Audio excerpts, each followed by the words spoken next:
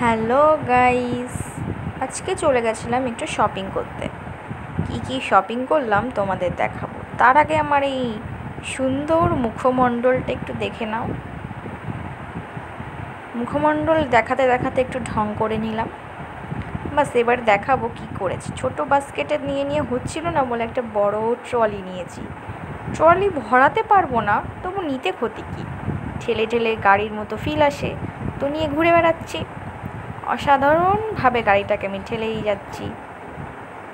এখানে যা চোখের সামনে দেখতে পাচ্ছি নিয়ে নিচ্ছি। ফ্রিতে দেবে, ফ্রিতে।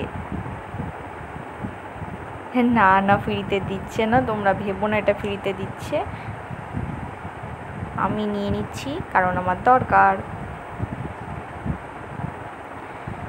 এরপর আমি আবার একটু আমার মুখমণ্ডলটা দেখিয়ে দিলাম।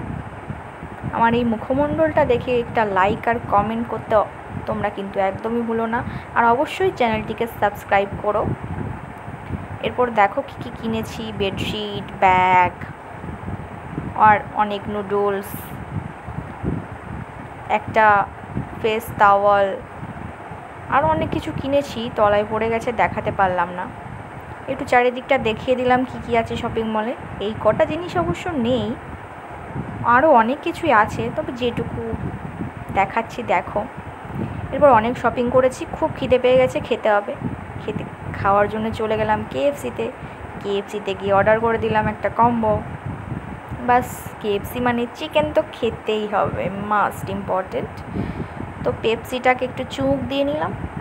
অনেক গরম লেগে গেছিলো শপিং করে করে, এসির মধ্যে থাকা সত্ত্বেও গরম লেগে গেছে।